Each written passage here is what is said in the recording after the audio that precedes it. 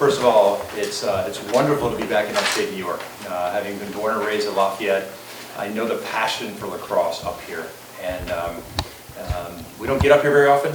It's a recruiting hotbed, and so we appreciate coming up here. But you can feel with the fans, right? The intensity, and it wasn't just Georgia parents and Georgetown parents or Virginia parents. It was in, you could see the passion for the game. And I looked up, I didn't see necessarily a lot of schools.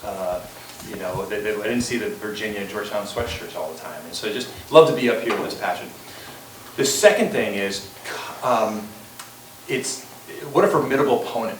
And the advantage of that is we really feel like, as a team, we just talked about this, that we earned our way to the Final Four. We have a lot of fifth years. We have a lot of men who can check the box on 22 years old, if not 23 years old. And yet we just played a team that might be older than us, and such experience and veterans. And so to overcome a team that has just as much athleticism as we do, and more men drafted in the PLL draft, really feels a sense of accomplishment that we've earned our way to the Final Four. And that's with tremendous respect for Kevin Warren, his staff, and what they've done. Coach, thanks. We'll ask if we could open it up to student athletes first, because we'll dismiss them first. And of one note, we should let you know that Connor Schellenberger's 10 points today ties a UVA single game NCAA scoring record with his 6 goals and 4 assists. So we'll call on our questions. We'll go right here in the front row if we can. Connor, can you just speak to how you're feeling health-wise and how much better you're able to kind of contribute right now? Yeah, obviously feeling a lot healthier. Again, I've said this a lot, but I have to give credit to Rebecca Mozo and the support staff, and then a lot of credit to Coach Kerwin as well. They've been really patient with me throughout this whole process, and they've helped me out a lot. And you know, like I told you guys last week, being able to practice a lot more has been super beneficial. So you know, but a lot of the credit goes to those two people. They've been by my side the whole time. Go in the second row. Connor, when you scored 2 goals in the first 16 seconds, how much did you get comfortable? And at that point, did you sense it could be a kind of a big day for you? Yeah, and I mean, I think it helps you get in that zone pretty quickly. A lot of credit to Pete Sala winning those 2 face-offs out in front, you know, early like that, and I think it kind of just helped us settle into the game a little bit and try to set the tone. More questions? Right here in the front. For Cole, it was obviously kind of a back and forth. Once you got into the second quarter and what have you, it's early third quarter, it's 10-10 or 11-11 or whatever. What kind of changed in terms of kind of making the game maybe more to the pace that you guys wanted, and also more to the ability to lock them down a bit as compared to the first 35 minutes or so? Yeah, absolutely. I think it was always there. We knew exactly what we were supposed to be doing. We made a couple adjustments here and there, packed it in a little bit more, made sure that our timing on the slides were better, and therefore created less offense for them. So it was there the whole time. You know, I definitely messed up a few times. You know, stuff happens out there, but I was just really glad we could make those adjustments and fly around. They're a great team. I'll add a little color to it. We were so concerned about their outside shooting ability, especially the prowess of number 2 and number 9, that we extended out what we call, you know, our control center there, the hub. Mm-hmm. And it just felt like they picked us apart inside in the first half. So at halftime, that was one of the adjustments we made. Like, okay, you know what? Let's go back to our traditional hub, and Matt Nunes has got to make that outside save. And he did. Cole, you said during the week that when you went through this the first time as a freshman, your head was a little spinning a little bit. What was it like being out there in terms of pressure-wise, and how do you feel about kind of where you guys are now? Yeah, I mean, I remember my freshman year in the NCAA tournament. I looked over at Kyle College, he was a senior as a freshman, and he had a big smile on his face before the game. And I knew he was nervous, but I knew he wasn't going to show me he was nervous. And I think that's something that I've kind of tried to carry on going forward here, you know, look at the freshmen, sophomores, whoever it may be, and just give them a big smile and say, hey, here we go. And I think that can, you know, definitely influence the energy out there, and just bringing that positive attitude, I think, is essential, and can't wait to keep going. Connor, you've had 2 very different NCAA tournament experiences prior to this season. Just, do you appreciate getting back there this time around, maybe more than you did getting there your first time as a redshirt freshman? Yeah, definitely. I think leading up to this game, you realize that maybe the quarterfinals is the most stressful game, just because you want to get to the Final Four and have the whole experience. And then once you get there, you just got to win 2 games. So yeah, you just have a greater appreciation for it. You know, freshman year, all of a sudden you win 4 games, you're the national champions, and you know, you think it's really easy and it's going to be like that every year. And then, you know, you lose by 10 goals last year, and you realize, you know, how much can't take it for granted, and how much you have to really appreciate the moment. And I think having the amount of fifth years that we do now helps that feeling a little bit more, just because you realize how special this group is, and these are hopefully the last 2 games we'll ever play together. So.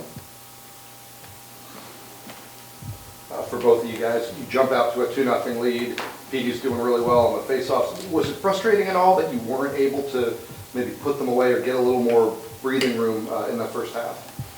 Yeah, I can start with this one. I think so. It's definitely, you want to get that lead, and offense is doing incredible things. Petey's balling, and you want to just put them away, right? But you're playing a great team. We're in the quarterfinals for a reason, and they're in the quarterfinals for a reason. So you know that they're going to give everything they got out there. There's so many incredible players. So definitely not a surprise that they kept clawing their way back into it, but just glad we made the adjustments when we did to start putting some distance between us.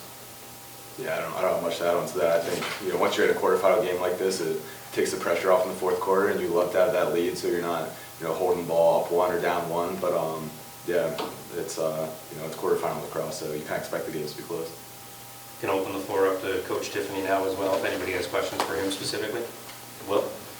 Coach, how important was it every time they got within a goal or tied, you scored about a minute later? I mean, was that really a key point? At the moment, it feels good, but in the broad picture, we try not to worry too much about the score. It's been overstated by Nick Saban, right? Forget the score, and we talk about, we steal it. Like, the concept of the first 55 minutes, we're playing. And then the last 5 minutes of the game, then the clock will, influence our decision-making and how aggressive we go. I thought we did a really nice job in the fourth quarter. We're so grateful to have Jeff Connor clearing the ball, and he's going to be smart with it. And then we can get the ball to Connor Schellenberger and Pete Garno. And what I was really excited about too was our conditioning. I felt like we kept a high energy throughout the game, and we were able to play at a pace later in the game that we were able to extend that lead. But you're right, there's a little part of you that's like, oh God, are they going to tie it? We were up by 3. Oh God, and just, okay, good, we got the next one. So, but yeah, we try not to worry too much about the score until late. Lars, I know we asked you a little bit about this last week, but kind of the evolution for Connor from mostly a feeder dealing with his injuries to being pretty good scoring to today being dominant. How does that change what you guys are able to do when he's able to take over the way he did? Sure. Well, first of all, I want to say, Will Bowen, who's guarding him, is an excellent defenseman. And if you look at the 10 points Connor got on him, it's not like he was breaking Will Bowen down. This was Connor playing the 2-man game really well and getting switches, or taking advantage of Petey LaSala coming out on a fast break, or finding opportunities. So Connor played a really smart game. He didn't get into a wrestling match, King Kong versus Godzilla, Connor Schellenberger versus Will Bowen. That won't go so well.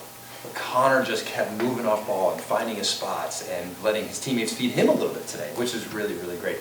But yeah, when Connor Schellenberger's scoring goals, it makes the other team go, ooh, all right, we got to look at him more. And when you start looking at one, we got some great shooters who are open. I think you touched on it a little bit with that second quarter, but it seemed like between them playing better and then some random breaks, such as you being out on the 35-yard line, trying to call a timeout, which you didn't get, that things just kind of, it was certainly more reverse than what we've seen from you guys over the last few games. How did you feel like your guys dealt with that over the course, and a little bit on that timeout too? Yeah, the timeout happens. I mean, if I was trying to get the timeout, and it's hard to hear. So I got to be faster. I got to tackle him next time. So I got to work up. I got to get my workouts better. But there was a point in that second quarter where it felt like we would take a shot and we get deflected by a stick or something, and all of a sudden it's a 4-on-3 break going the other way. And I said something at halftime to them. I was like, hey, look, some of the bounces went their way, but those will even out here. It's just, I'm so blessed to have such experience in a locker room. So we can go in the locker room at halftime, there's no sense of urgency. There's no craziness, and just let's be methodical, the process, stick with it. I had a smile on my face. I'm talking to these guys, they got a smile on their face. Hey, look, that's when we made the adjustments on the defensive end. And so, yeah, just neutral. That's been a phrase that we've talked a lot about this year. How fast can we get back to neutral? Score a goal, 15 seconds. Yes, we run too far on the field, I know. And after 15 seconds, back to neutral. We give up a goal, 15 seconds of being negative or upset, back back to neutral. And I just think that's what I feel from this team coming out of that timeout, or coming out of that halftime. Just did such a wonderful job of, okay, what's the adjustments? Let's go execute, let's go have some fun. Connor, you had the assist to Peyton on that goal that midway through the third quarter that put you up 12-11, and then that triggers like 4 straight goals. Kind of, can you take us through that kind of that sequence? Was there something that changed, or how were you able to make that run of goals? Yeah, I don't know if there was one thing that changed. That particular play, a lot of credit to Coach Kerwin, the things that he's able to see and, kind of adjust to on the fly. That's just something that he saw during the game and we were able to capitalize on. But, I think it's just momentum, throughout the game. They were there making runs, we were making runs. So, you never know when that goal is going to start the next run. Go to the far side of the mark if we can. Well, Lars, it looked like things were a little bit heated after the game. Yeah. It looked like you maybe weren't even thrilled with one of the plays, like exactly could see or what happened up there. Yeah, I didn't even see the play, unfortunately. I'm looking forward to seeing it, to see how, how that last shot, there was contact made by our number 43, Mitch Whalen, versus number 33, James Rowley. But I didn't see it. I was watching, our second string goalie, David Rozelle, making sure he made the save, and I was ecstatic and hugging and all this. I'm hugging my assistants, and all of a sudden our team is surrounded by their team or their team. So unfortunately, I'm not the right person to ask. I got a little upset with a couple of my guys. I'm like, come on, let's go, get out of there, so I was yelling at my men, and I certainly could see that Georgetown was really upset. And it's disappointing a game could end, like that. This game was given to us by the Creator, and it's here. We play to appease the Creator and play for the joy, and it's used as a vehicle to develop men into warriors, into better men nowadays, and it's supposed to be those 60 minutes, a little bit more if it's overtime. That's where the battle happens. When the game's over, now we show respect, and we respect the game, we respect our opponent.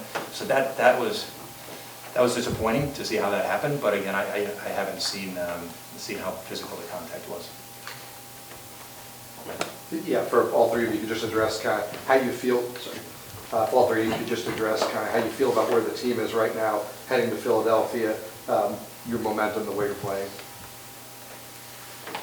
Yeah, I can kick it off. I'm thrilled. Last year, one of the most devastating parts of having a second round exit was that those first years I came here to win and get a Final Four experience and have that championship experience, didn't get that.